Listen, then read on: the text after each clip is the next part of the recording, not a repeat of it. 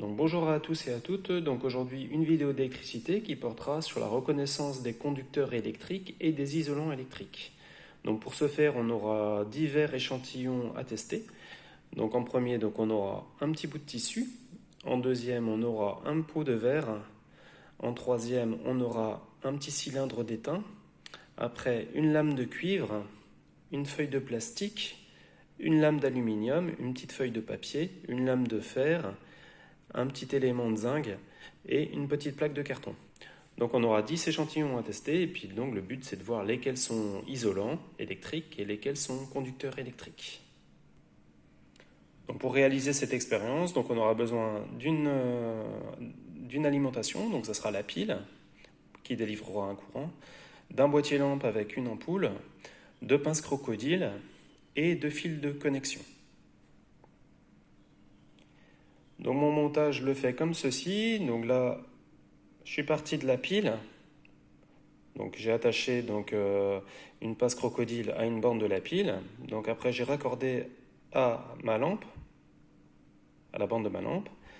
Après donc je suis ressorti de ma lampe par le fil. Donc j'ai mis une pince crocodile au bout. Et de l'autre côté donc le retour. Donc on a la borne négative de la pile, donc avec un fil avec la pince crocodile. Donc là, en fait, mon circuit n'est pas fermé, il est ouvert. Donc pour le fermer, il suffit d'attacher les deux pinces crocodiles ensemble, comme ceci. Et là, on voit que l'ampoule brille. Donc là, mon circuit est fermé, le courant passe, il alimente la lampe, et la lampe donc témoigne du passage du courant en s'allumant. Donc là, en fait, je vais mettre entre les deux chaque échantillon pour voir.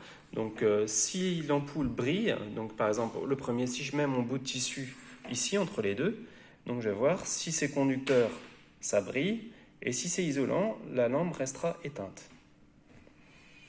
Donc je prends mon bout de tissu. Donc là, il suffit juste d'attacher.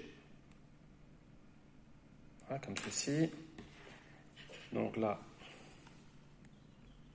j'attache, voilà, j'attache des deux côtés. Donc là, on voit que la lampe est éteinte. La lampe est éteinte, donc ça veut dire que le tissu est isolant. Donc là, j'enlève les pinces.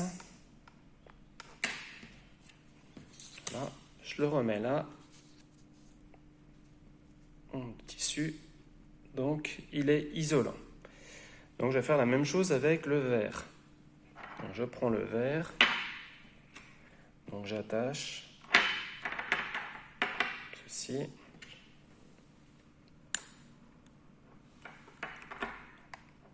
Voilà. Là, c'est pareil, on voit que la lampe est éteinte.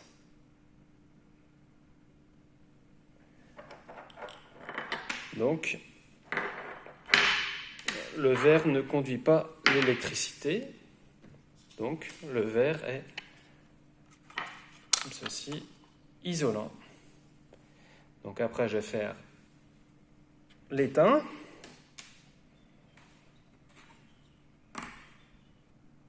Voilà, donc j'ai mis l'étain en contact avec mes pinces. Là, la lampe est brille. Donc là, l'étain est conducteur de l'électricité. Donc là, je reprends mon étain. Je le remets à sa place. Et cette fois-ci, le post-it. Donc je ne prends pas isolant. Donc là, je mets conducteur. Donc avec le cuivre.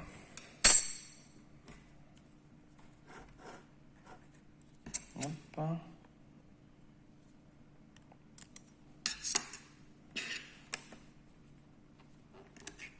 Voilà, le cuivre, donc j'attache.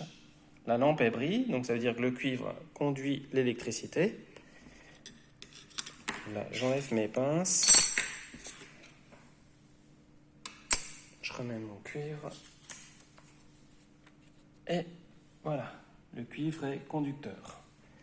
Donc maintenant, je vais prendre la feuille de plastique.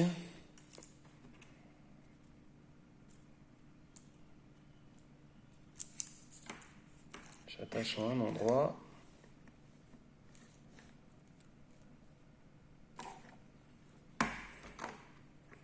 On va y arriver.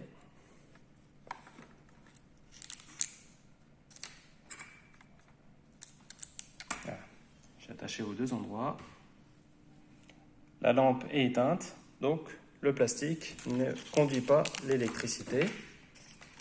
Donc là, j'enlève ma feuille de plastique, je la remets là. Et le plastique, donc, il ne conduit pas, donc il est isolant. L'aluminium, donc je l'ai attaché. La lampe est brille, donc ça veut dire que l'aluminium est conducteur d'électricité. Donc là, je prends mon aluminium, je le remets là. L'aluminium, donc conducteur. Voilà, conducteur. Ma feuille de papier. La feuille de papier, donc je la mets entre les deux. La lampe est éteinte, donc le papier n'est pas conducteur d'électricité, il est isolant. Donc là, je remets le papier à sa place et je prends le petit post-it isolant, papier isolant, la petite lame de fer. Voilà. Lame de fer entre les deux pinces. La lampe brille, donc le fer est conducteur d'électricité. Voilà, donc le fer conducteur. Donc après, le petit bout de zinc. Voilà, le petit bout de zinc entre les deux. La lampe est brille, donc le zinc est conducteur d'électricité. Donc voilà. Et puis après, le dernier, c'est la petite plaque de carton. Voilà, donc la plaque de carton, j'attache en un endroit. Et je vais attacher à un autre endroit. Voilà. La lampe est éteinte. Le carton, donc là. La lampe est éteinte, donc ça veut dire que le carton est isolant de l'électricité. Donc là, j'enlève mon bout de carton. Donc je le remets là. Et le carton est isolant.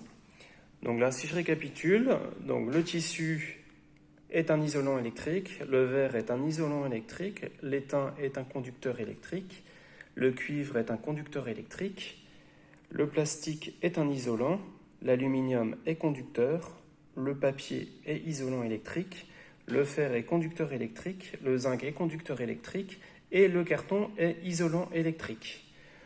Donc voilà, donc j'espère qu'avec ces exemples-là, vous comprendrez mieux la notion de conducteur et isolant électrique, en espérant que je vous ai apporté tout ce que vous aviez besoin. Et puis je vous dis à bientôt pour de prochaines aventures. Allez, ciao!